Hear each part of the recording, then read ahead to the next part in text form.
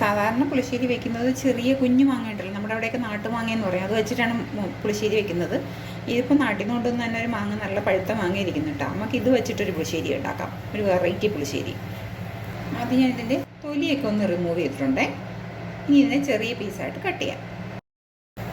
ഇത്ര മാങ്ങയുള്ളൂ കേട്ടോ, ഒരു മാങ്ങ ഉള്ളതാണ്. കുറച്ച് നമുക്ക് ചെറിയ രീതിയിലൊരു പുളിശ്ശേരിക്ക് കുറച്ച് അധികം മാങ്ങ ഉണ്ടെങ്കിൽ അതിനനുസരിച്ചിട്ട് ചേർക്കണം കേട്ടോ. പിന്നെ മധുരം കുറഞ്ഞ മാങ്ങയാണെങ്കിൽ പഞ്ചസാരയും കൂടി ചേർക്കണം, അത് പ്രത്യേകം ഓർമ്മിച്ചോളണം. ഇതിൽ അത്യാവശ്യം മധുരം ഉണ്ട് കേട്ടോ. അരപ്പിന് വേണ്ടിയിട്ട് ഒരു മിക്സിയുടെ ജാറിലേക്ക് ഒരു 1/4 കപ്പ് തേങ്ങ കേട്ടോ. ഇതിലേക്ക് കുറച്ച് നല്ല ജീരകം, പിന്നെ കുറച്ച് വെള്ളം കൂടി ഒഴിച്ച് നല്ല ഫൈനായിട്ട് ഇതിനെ അരച്ചെടുക്കാം. പിന്നെ നമുക്ക് പ്രധാനമായിട്ട് വേണ്ടത് തൈര്. ഞാൻ ഏകദേശം ഒരു കപ്പോളം തൈര് നന്നായിട്ട് ഉടച്ച് വെച്ചിട്ടുണ്ട്. ഇനി ഇതെങ്ങനെയാണ് ഉണ്ടാക്കുന്നതെന്ന് നോക്കിയാലോ. ഇനി നമുക്കിത് ഉണ്ടാക്കാൻ തുടങ്ങാം. ആദ്യം ഞാനൊരു മൺചട്ടിയാണ് അടുപ്പത്ത് വെച്ചിട്ടുള്ളത്. ഏത് ചട്ടിയായാലും കുഴപ്പമൊന്നുമില്ല കേട്ടോ. അതിലേക്ക് കുറച്ച് വെളിച്ചെണ്ണ ഒഴിച്ചു കൊടുക്കാം. നാടൻ കറി ആയതുകൊണ്ട് വെളിച്ചെണ്ണ ആയിരിക്കും ടേസ്റ്റ്. ഒരു മണമൊക്കെ കിട്ടണമെങ്കിൽ വെളിച്ചെണ്ണയ്ക്കാണ് ഒരു ടേസ്റ്റ് എന്ന് പറയുന്നത്. എണ്ണ ആദ്യം നന്നായിട്ട് ചൂടായി വരട്ടെ കേട്ടോ. എണ്ണ ഇപ്പം ചൂടായി തുടങ്ങിയിട്ടുണ്ട്. നമുക്കിതിലേക്ക് കുറച്ച് കടുക് ഇട്ട് കൊടുക്കാം. കടുക് നന്നായിട്ട് പൊട്ടി വന്നിട്ടുണ്ട്. അപ്പോൾ ഒരു നുള്ളു ഉലുവ കേട്ടോ. ഉലുവയും മൂത്തിട്ടുണ്ട്. കറിവേപ്പില, ഒരു 2 വറ്റൽമുളക് ഒന്ന് ചീന്തയും ഇട്ട് കൊടുക്കാം.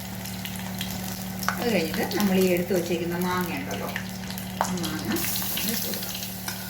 അപ്പോൾ നമ്മുടെ മാങ്ങയൊക്കെ ഒന്ന് വെന്ത് വന്നിട്ടുണ്ട്. ഈ സമയത്ത് നമുക്കൊന്ന് ഉടച്ച് ചേർത്ത് കൊടുക്കാം കേട്ടോ.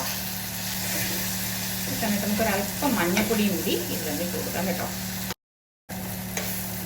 ഇപ്പോൾ ഇത് മതി. ഇനി നമ്മൾ ഈ തേങ്ങ അരച്ച് വെച്ചേക്കുന്ന കൂട്ടില്ലേ, അത് നമുക്ക് ഇതിലോട്ട് ഇട്ട് കൊടുക്കാം. തേങ്ങ കട്ടിക്കാണ് അരച്ച് വെച്ചേക്കുന്നത്. കുറച്ച് വെള്ളവും കൂടി ചേർത്തിട്ട് മിക്സ് ചെയ്ത് കൊടുക്കാം. ഞാൻ പറഞ്ഞല്ലോ, മധുരം കുറവാണെന്നുണ്ടെങ്കിൽ നിങ്ങൾ കുറച്ച് പഞ്ചസാര ഇട്ട് കൊടുക്കുക. ശർക്കര ഇടണ്ട കേട്ടോ. ശർക്കര ഇടുമ്പോൾ കളറിന് വ്യത്യാസം വരും. ഇനി വെള്ള ശർക്കര ഉണ്ടെങ്കിൽ അതിട്ട് കൊടുത്താലും മതി. പക്ഷേ നമ്മുടെ പുളിശ്ശേരി എന്ന് പറയുന്നത് ഒരു മഞ്ഞ കളറല്ലേ, അതുകൊണ്ട് പഞ്ചസാര ഇടുന്നതാണ് ടേസ്റ്റ്. ഞാനിപ്പോൾ പഞ്ചസാരയൊന്നും ഇടുന്നില്ല കേട്ടോ. അത്യാവശ്യത്തിന് മധുരം ഉണ്ട് മാങ്ങയ്ക്ക്. അപ്പോൾ ആ ഒരു മാങ്ങയുടെ ആ ഒരു ഇതിൽ തന്നെ ഞാൻ ഇട്ടത് കുറച്ച് ഉപ്പും കൂടി ഇട്ട് കൊടുക്കാം. ഇതിപ്പോൾ തിള വന്ന് തുടങ്ങിയിട്ടുണ്ട്. ഇനി നമ്മൾ ഈ എടുത്ത് വച്ചിരിക്കുന്ന തൈരില്ലേ, ആ തൈരിന് ആവശ്യത്തിന് ചേർത്ത് കൊടുക്കാം. ചേർത്ത് നോക്കുന്നുണ്ട്.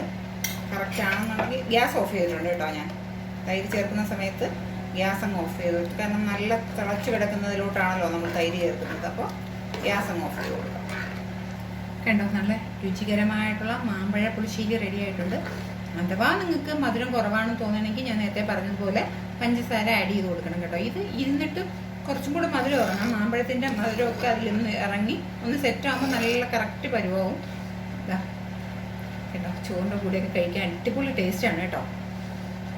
ഒരു പ്രാവശ്യം ഒന്ന് ട്രൈ ചെയ്ത് നോക്കി. ഇപ്പോൾ മാമ്പഴ സീസൺ അല്ലേ, ഒരു പ്രാവശ്യം നിങ്ങളൊന്ന് ട്രൈ ചെയ്ത് നോക്കി. ഇഷ്ടമായിട്ടുണ്ടെങ്കിൽ ഒന്ന് ലൈക്ക് ചെയ്തേക്കണേ, മറക്കല്ലേ.